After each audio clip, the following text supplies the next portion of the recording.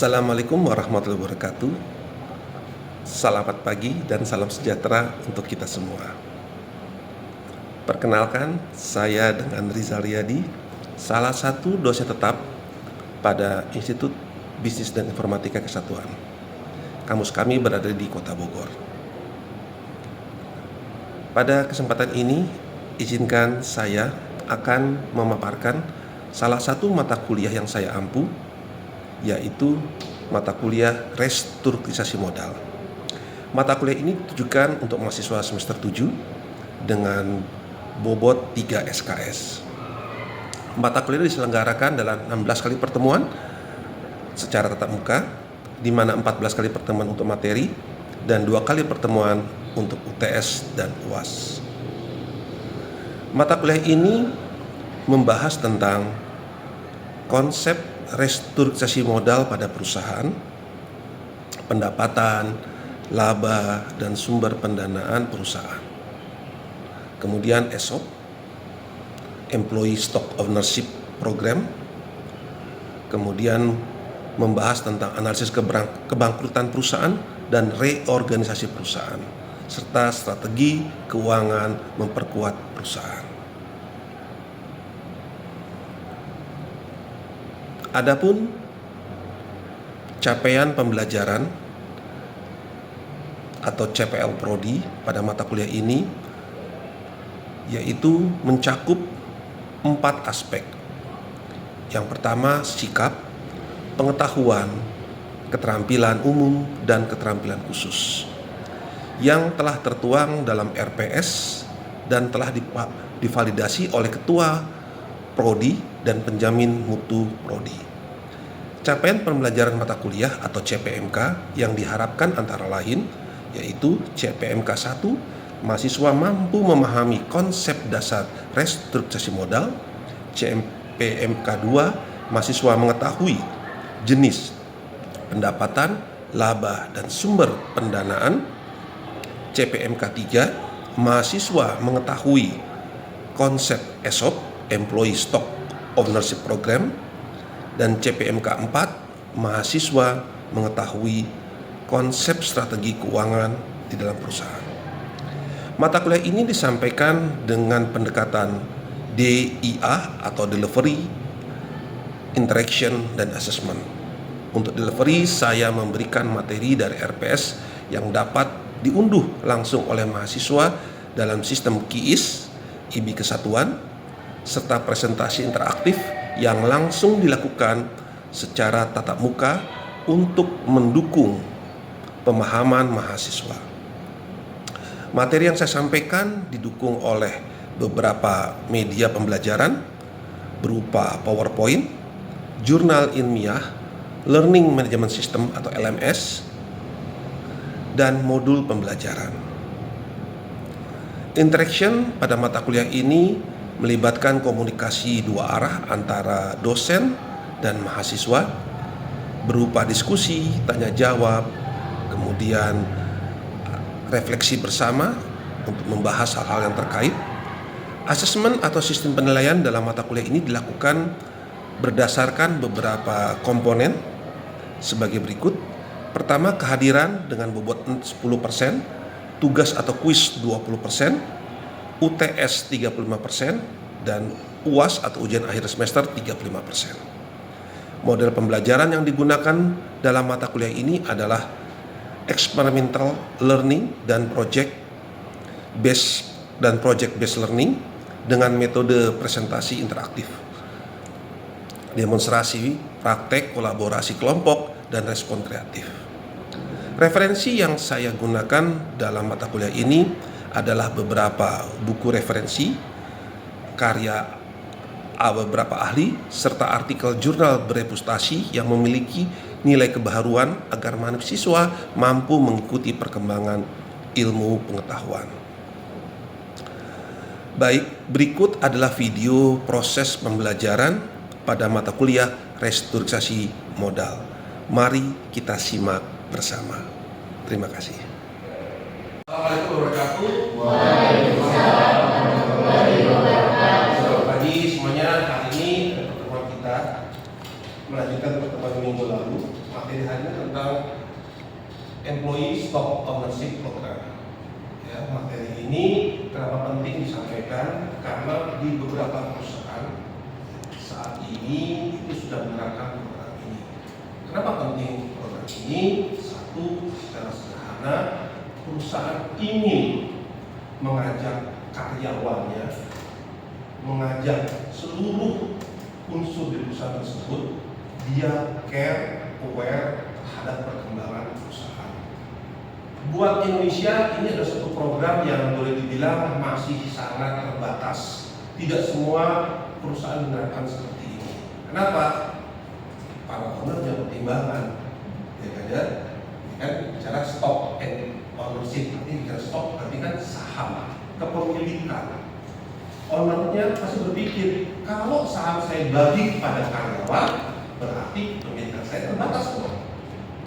Program ini program yang bagus sebenarnya, ya. Kenapa? Perusahaan secara sederhana, ya kaya dia lagi mengajak karyawannya, yuk sama-sama kita pikirkan perusahaan kita, sama-sama kita memikirkan strategi perusahaan. Yang sering terjadi apa? Ya kaya, itu urusan owner kan, urusan pimpinan. Ya, kami karyawan intinya hanya sebatas pelaksana saja. Jadi program ini sekali lagi sudah program yang sebenarnya bagus. Tapi di Indonesia sangat jarang sekali diterapkan. Tidak semua perusahaan menerapkan. Tapi biasanya perusahaan-perusahaan level atas yang besar itu mereka sudah menerapkan. Khususnya buat perusahaan-perusahaan yang boleh dibilang TBK terbuka, perusahaan-perusahaan yang sudah listing di Bursa Efek Indonesia. Ya itu mereka menerapkan. Kenapa? Dengan menerapkan program seperti ini, ya kan ya. Satu, bahwa silakan. Perusahaan ya kan ya, bahwa menunjukkan kepada masyarakat luas bahwa kepercayaannya ya kan ya, itu bisa dilihat ya. Yuk masyarakat luas silakan lihat kami punya perusahaan ya kan ya. Kenapa? Perusahaan muncul di Bursa Efek Indonesia tidak hanya dilihat dari kinerja keuangannya saja, tapi dari apa? Satu, bagaimana perkembangan karyawannya. Ya mungkin suatu saat teman-teman bekerja di perusahaan-perusahaan yang mungkin nanti kita sudah ada listing di Bursa Efek Indonesia. Ya itu sekali lagi pasti kita punya program yang luar biasa. Ya, perusahaan tersebut ingin memperlihatkan kepada calon investor bahwa perusahaan kinerja tidak hanya melihat dari sisi keuangan, tapi perkembangan karyawannya juga diperhatikan. Nah, teman-teman, makanya program ini sekali lagi saya bilang tadi sesuatu hal yang baru, ya baru artinya tidak semua perusahaan menerapkan, ya hanya beberapa saja yang menerapkan. Tapi perusahaan yang sudah menerapkan ini luar biasa, ya sangat luar biasa sekali. Ya teman-teman masih ingat mungkin ya dari beberapa mata kuliah lalu, ya perusahaan pada saat mendapatkan laba atau keuntungan ya itu buat owner itu diberikan yang namanya dividen, ya kan? Nah kalau buat karyawan dapatnya apa? Bonus. Nah betul, dapatnya bonus. Kalau buat owner ya dividen. Ya, dividen tersebut kalau kita bicara secara lazimnya apa sih dapatnya? Bentuk rupiah, bentuk uang. Ya betul. Ya, tapi di beberapa perusahaan dividen tersebut tidak selalu berbentuk rupiah. Mereka juga menerapkan apa? Dengan memberikan yang namanya saham. Tapi kalau owner biasa ya, orang yang pemilik kasih saham ya sama aja, biasanya. Nah, tapi buat karyawan, bonus mungkin selama ini dalam bentuk apa? Dalam bentuk rupiah, dalam bentuk uang tunai. Ya.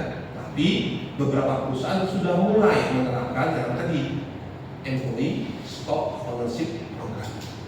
Tidak berbentuk rupiah saja, tapi diajak dia tukar dalam bentuk apa? Saham kepemilikan perusahaan. Itu seperti itu. Bonusnya ada, oke, ditukar.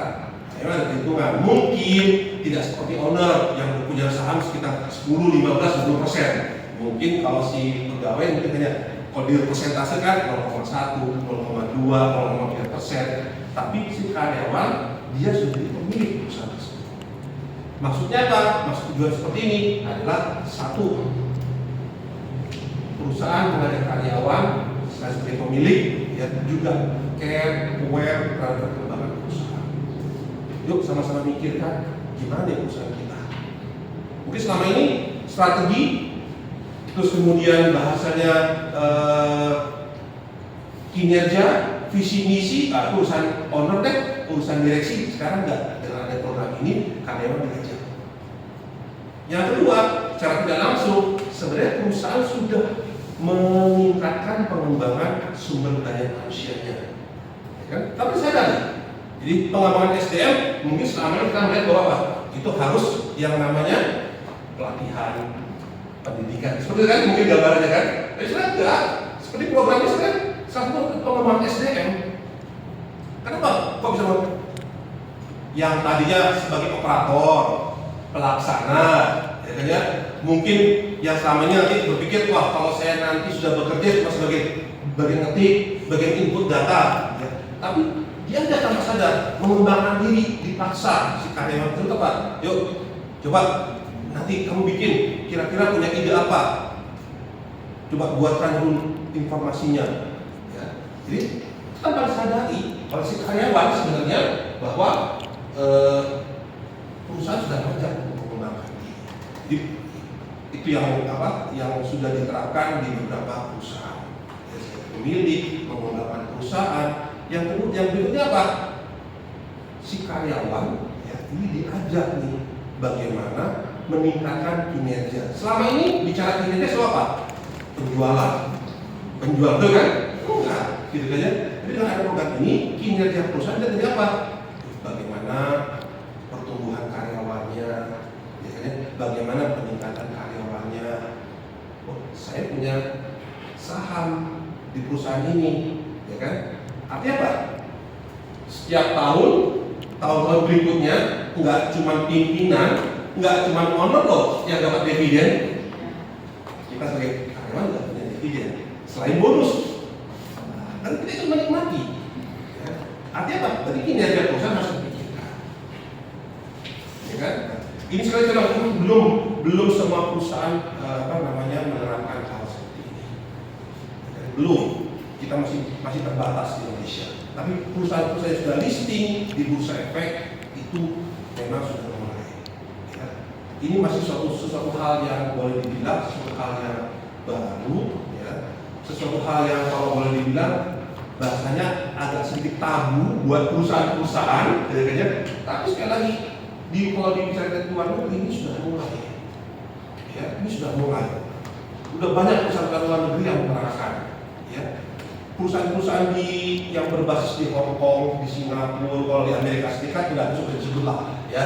Kita bicara di Singapura, di Hong Kong, mereka sudah mulai menerapkan pola seperti ini.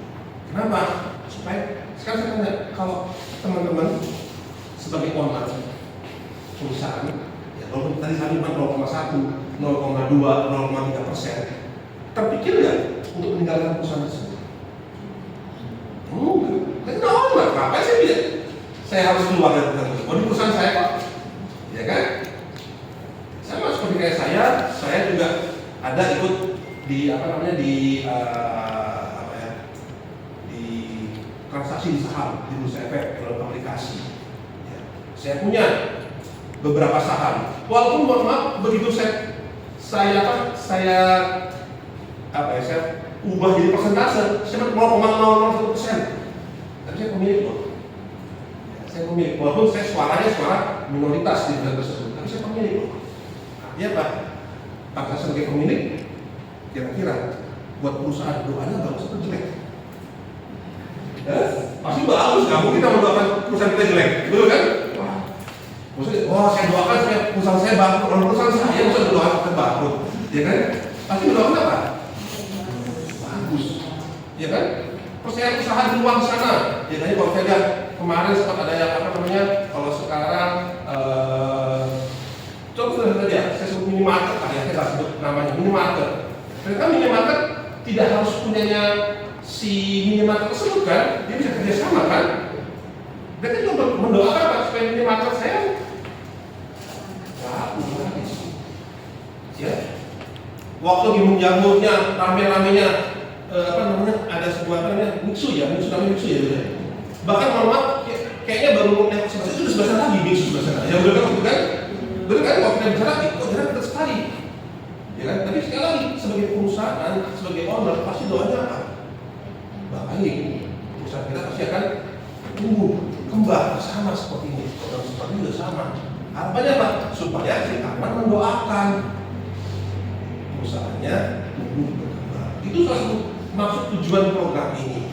Ya, di di Singapura, di Hong Kong itu banyak, khususnya banyak orang Indonesia yang bekerja di sana itu punya kemampuan luar biasa. Mereka menahan, nggak mau supaya kita pindah. Mohon maaf, bukan karena gaji yang lebih murah, enggak. Tetap dibayarnya gaji sama dengan warga negara di sana, dengan warga negara lain yang bekerja di sana sama. Tapi kenapa? Satu, kalau orang Indonesia itu sudah terbukti apa? Satu, rajin orang Indonesia. Yang kedua, sedikit mengeluh ada, sedikit mengeluh, ya, sedikit mengeluh. Dan yang ketiga itu tahan banting.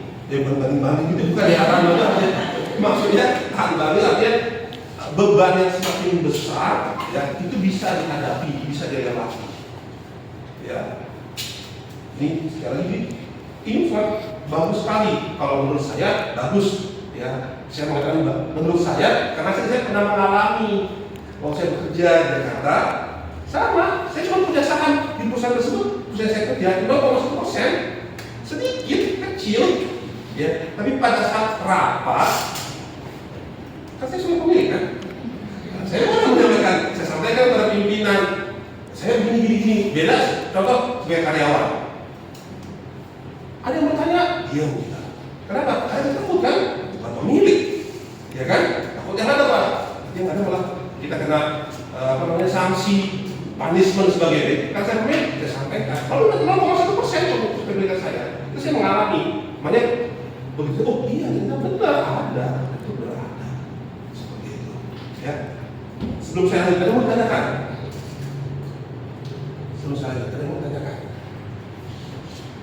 Oke, menurut teman-teman nih, kira-kira di Indonesia kalau saya belajar, kira-kira perusahaan apa sih yang pernah menerapkan ini? Ini perusahaan yang mereka sudah listing di sini terdaftar di Bursa Efek. Kira-kira teman-teman yang apa sebetulnya? Grupnya Astra, betul. Grupnya Astra sampai ada Astra Agro Study. Ya, kalau di kodenya satu AALI. Ya, mereka itu bergerak di bidang perkebunan sawit. Kok perkebunan sawit mereka menerapkan seperti ini? Jelas. Supaya apa? Mohon maaf, saya tidak masuk ini ya. Pegawai-pegawai kerja di lapangan, mereka kerja politik punya saya loh. Ya, ini kebun saya loh. Walaupun 0,1% kan, ini kebun saya loh, gitu ya. Jadi masa saya rusak? Ya kan, ini saya rusak gitu kan. Ya, kalau teman-teman pernah lihat apa hasil sawit, saya bilang, oh ini saya pikir namanya kelapa sawit kan. Kalau dibayangkan seperti kelapa sawit, buah kelapa kan. Ternyata kalau kamu perhatikan bukan seperti itu. Ya seperti kayak apa, kayak gerombolan gede gitu kan, kayak apa, kayak biji seperti itu kan. Ya itu kalau udah jadi buah tuh mahal itu. Mahal satu pipinya buah besarnya itu, ya kan? Dan satu pohon itu rata-rata hanya bisa menghasilkan maksimal 2.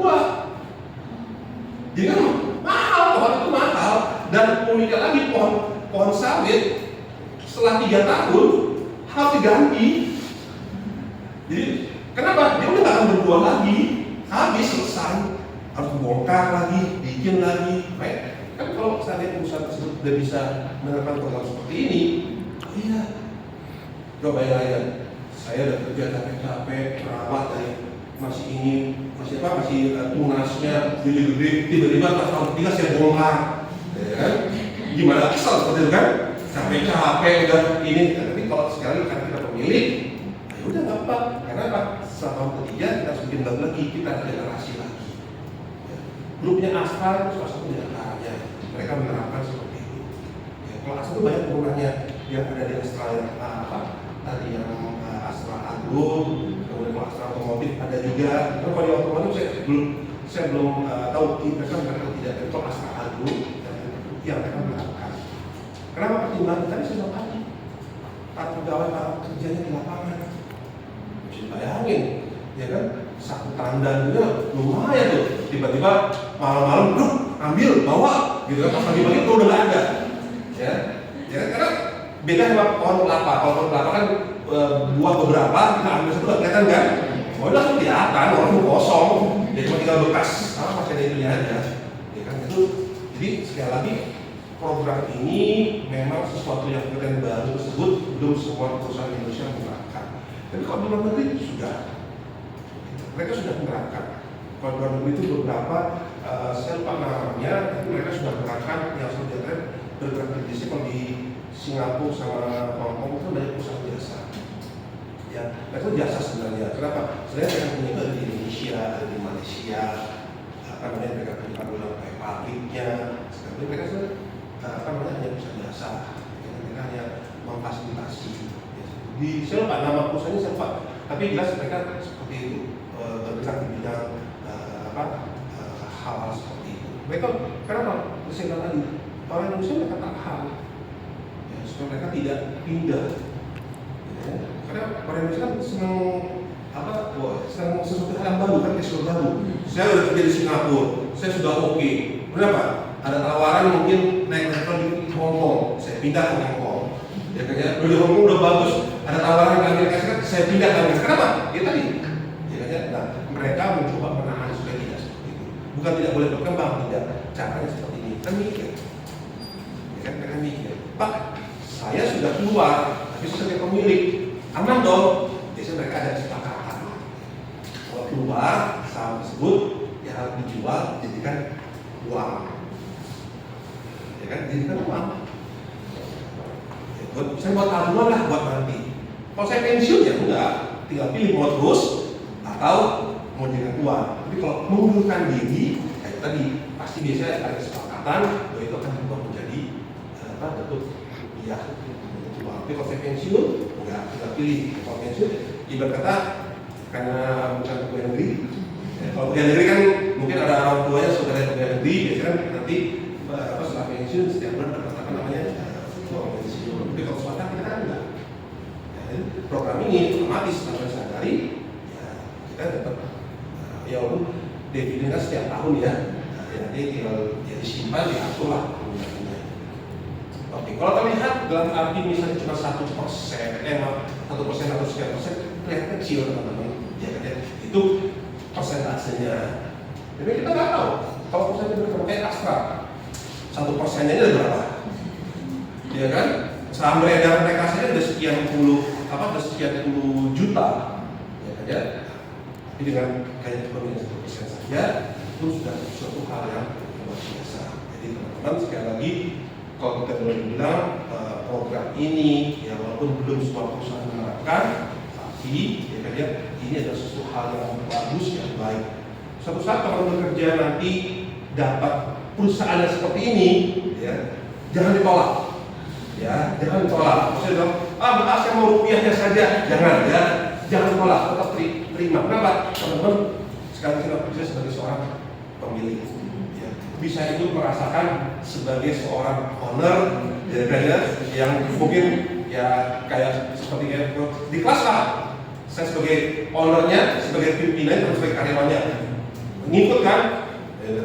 Besok tugas ya, tugas minggu depan kita kuis ya, kuis ya kan. Tapi kalau sebagai owner juga contoh, minggu depan tugas ya Pak, jangan tugas tuh Pak, minggu depan kami full tugas kan enak owner kan. Minggu depan kuis ya Pak, minggu depan udah kuis Pak, boleh nggak minggu depan lagi? Kan kita owner kan? Beda kalau sebagai full karyawan. Oke, minggu depan kita rapat ya, Pak. Kan kami lagi dinas ke luar kota. Saya kan lagi ini Pak. Gimana ceritanya? Lagi dinas luar kota, katakanlah besok rapat, pulang semua dong berarti. Ya. Karena sekali lagi, kalau sebagai owner kan bisa menyampaikan ide-ide yang ada bisa ditampilkan.